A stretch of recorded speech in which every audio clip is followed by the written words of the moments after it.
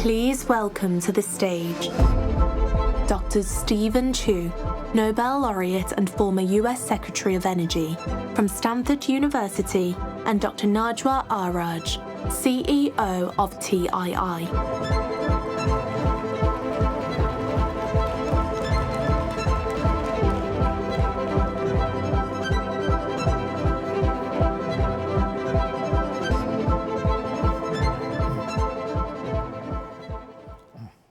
Dr. Chu, it's such an honor to be here having this chat with you. Today, we will be focusing on advanced technologies and exponential technologies trends and impact on prosperity. So maybe let me start with the first question for you is, what are the most prominent technological advances and mainly advanced technologies that we should pay attention to today? And what is their impact on global stability and resilience that we are experiencing? Okay, so let me start with something you're very familiar with, artificial intelligence. I think it can play a dramatic role in many, many things. For example, Google just won a 2024 award of the most prestigious technical innovation given by Great Britain for their ability to improve climate modeling using both physical models, which just put in the kitchen sink of fluid mechanics and things like that, but they can't resolve the very fine structures having to do with rain, cloud formation, things like that. So they put on top of that a hybrid of physics to do the small structure, but then use the neural net to refine that. And the combination turned out to give extraordinarily good weather predictions up to 15 days, but with the possibility that it looked like it could also be used for climate prediction instead of, as well as weather prediction. That's one thing, but there are many other things in artificial intelligence. We do scheduled maintenance on many things. You don't need to do it because if you have enough sensors and the right signals, you can begin to get an incipient weakening and potential failure, and then you replace, rather than replacing for safety's sakes much more often. Dan Sheckman gave a talk in Idea Labs about something that's very obvious. You can use AI to actually control traffic lights in a much better way because they're quite stupid now. And so there are many, many things like that. Finally, you can use it.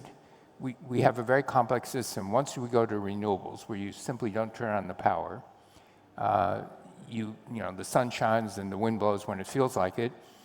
You have energy storage, a very complex system of two-way flows, things of that nature, that would be nearly impossible to really coordinate without many, many sensors, but without the overall intelligence that you would need, and it has to be automatic. So those are things in that sphere, but there are other things that most people are familiar with.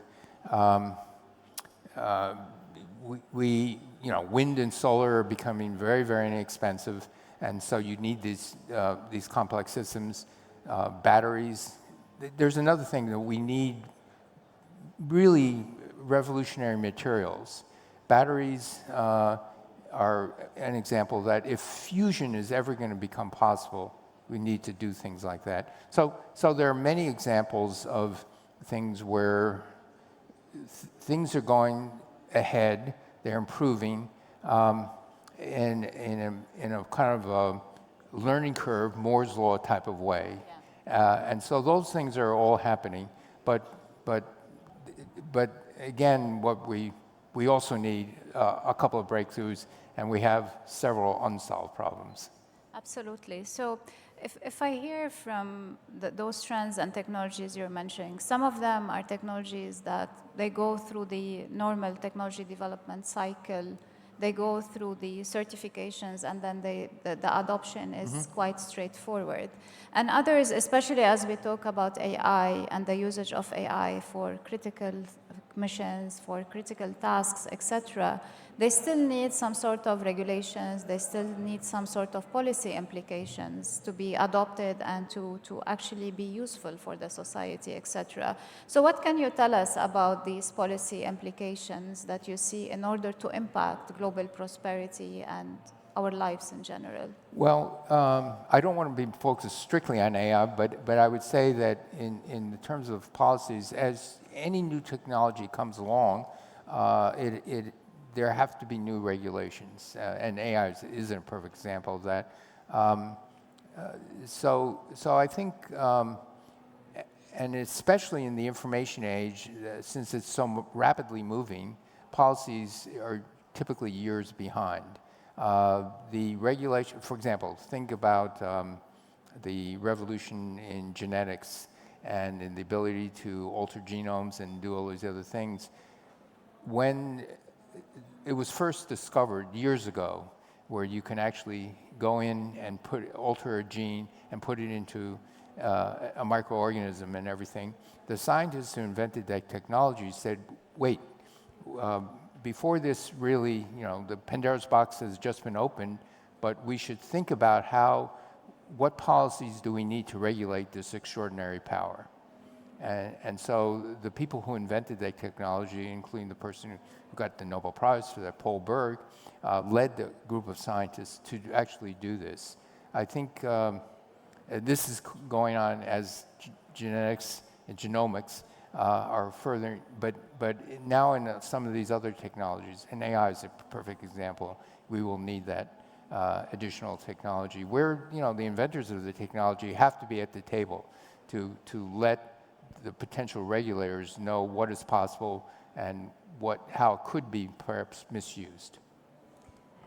So maybe let us narrow down a little bit on climate and the impact of technologies on climate issues, on extreme climate cases, etc. And these are examples that you have discussed quite a bit in the past. Yes. So what can you tell us about the impact on the most urgent climate issues that we see worldwide? Well, there are many. I think first, the changing weather is putting strains on many things.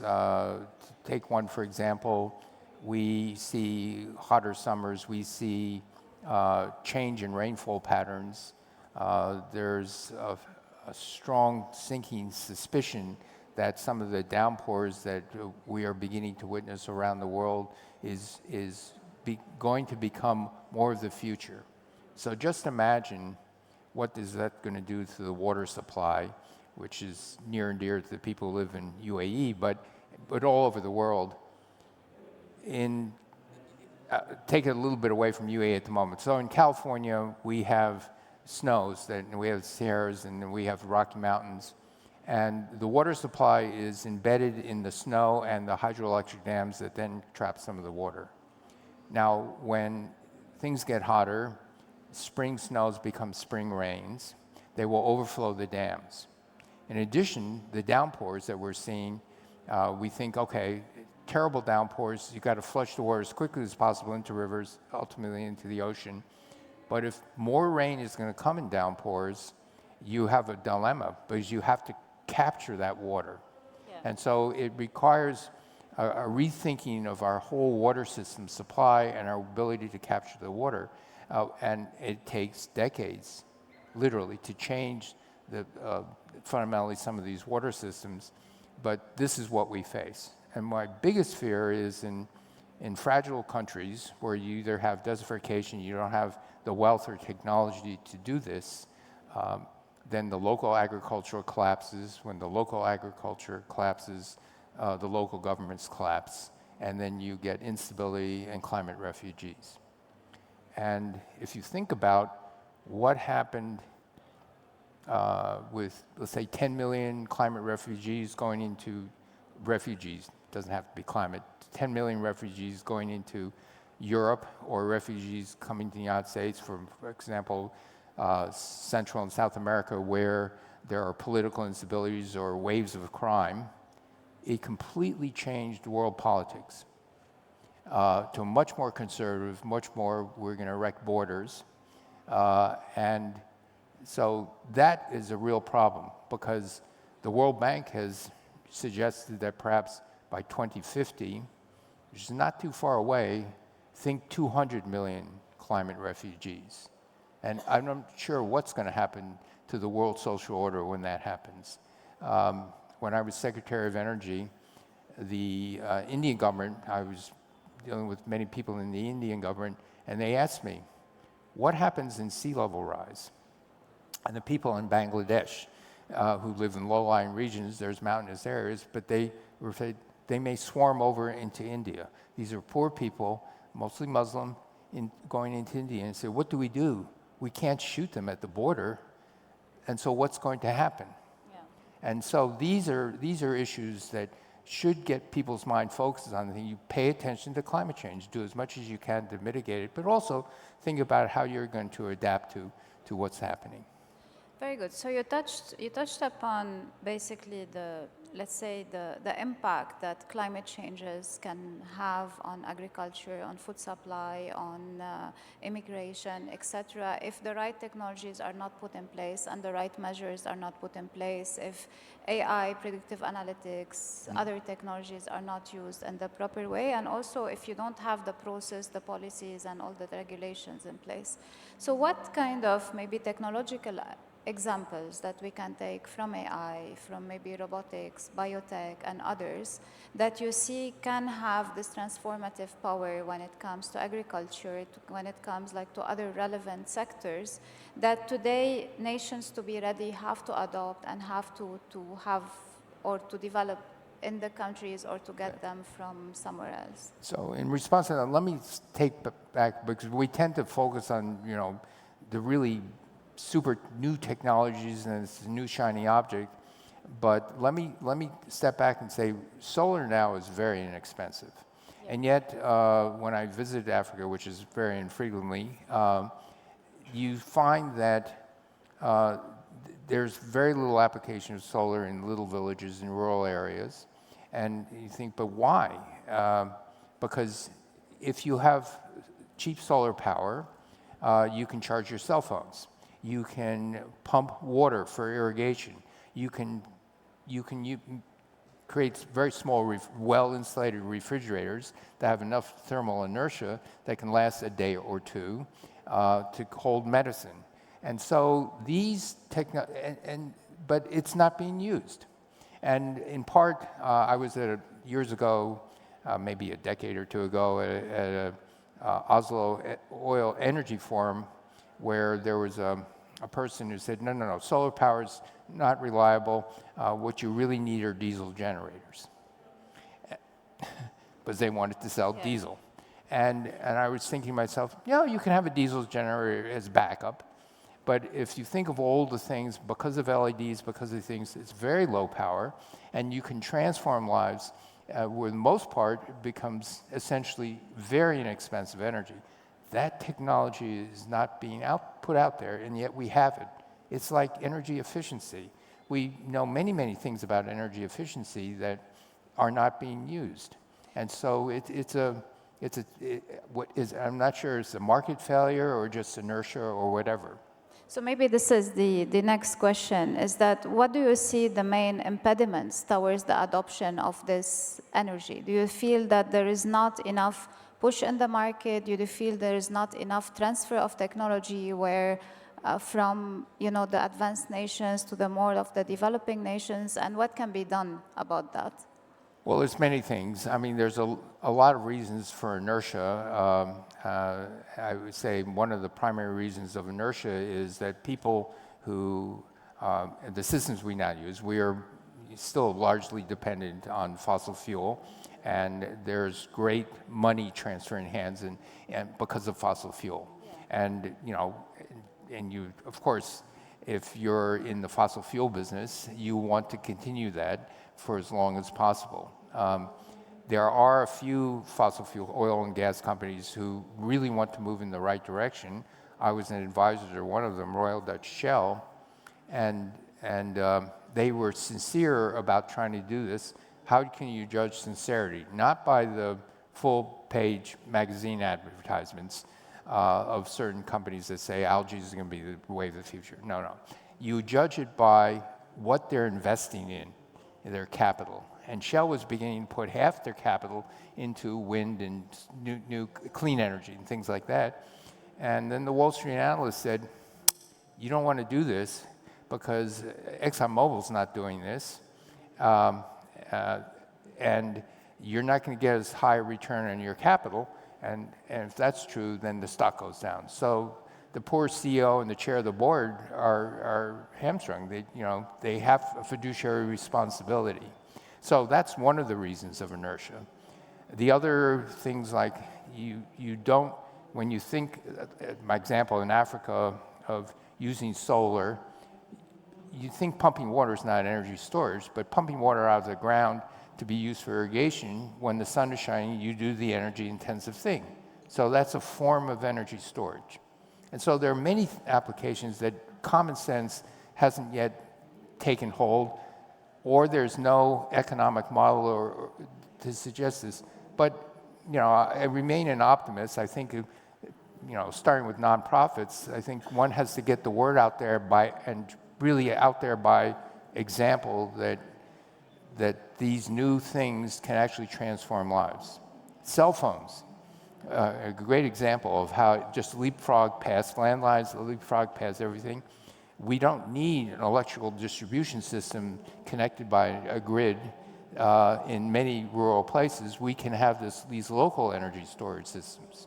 And so these are some opportunities I think we should realize and move on. So creativity is key, basically, in this. Well, you would call it creativity. It's like, for me, it's like, this is obvious. Why aren't people doing this? Great. So you spoke about water technologies. You spoke about focus on AI. You spoke about green energy, renewable energy, etc. Let me focus a little bit, or shift the focus a bit on our country and our region over here. So if we are to focus here, what do you see are the main trends that are of prevalent importance and the trends that we really should be focusing on? Okay, let me go back to what I said in part of the beginning. Water is crucial. And if I look at the UAE, you have an underground aquifer system where it's being depleted. And yet, you're not pricing water in any way. And then what is happening is the government is stepping in and say, we'll give you water and we're going to make sure.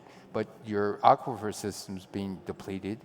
And so what you're going to end up doing is begin to desalinate and recycle water. And I look at Israel as a great example. They're recycling 80–90% of older water. And I'm talking about things like sewage water, drainage water. What do they do with it? They use it in agriculture. And I think the UAE is mostly using underground aquifer water for agriculture. And so I think following the lead and thinking about how precious in the future water is going to be, Qatar's water underground aquifer is all but gone. Yours is 50% gone. And so a few things, common sense things, you need to put it in price to make it as valuable as it is, and it's going to be much more valuable in the future. And that will help inform business and personal decisions on what you do. If you don't put that in the price and let the government just subsidize this, it's going to be an increasing subsidy. And when your aquifers are gone, this is going to be very bad. Yeah, indeed. I mean, this is, as you mentioned, this is one of the main topics that even today in our institute we look at: desalination, biodesalination, water harvesting, brine management, etc. And hearing that from you, this is an extra importance also that we need to further put on this. Dr. Chu, we only have 1 minute. I see this on the monitor. So great insights indeed. Is there anything else that you would like to leave us with today to think about? What are the technologies really that maybe beyond of what we discussed and beyond what exists today that might have an impact on how we see the future? Well, the good news is, since there's only 52 seconds remaining, the good news will go a little over time. This is the last thing, right? So, so the good news is, and what makes me optimistic, is more and more extremely capable, smart people are beginning to realize in this century, this is the problem of this century. And it's a problem that science and technology with policy absolutely have to solve. If we bond along like we're going to do, it's just that you know, there's no point of no return. I don't believe that. I had a very wise thesis advisor, and he said, you know what? It's never too late until you're dead. So as long as we're here, as long as there are bright people who care, then I think there is some hope. But in any case, I don't think most of the people realize how long it actually takes to make these changes. But the new science, the new technologies, and doing what we now have in an obvious way, like energy conservation, I think we have to do all these things. Yes. So it's always technology, people, and policy. And like, policy. The willing to policy change. can actually stimulate a lot of the technology. Wonderful. Thank you so much for all your insights. I'm sure all the audience enjoyed that. If there are any questions, I'm sure you would be Sure. willing to share with the audience later after the session. Thank you very much.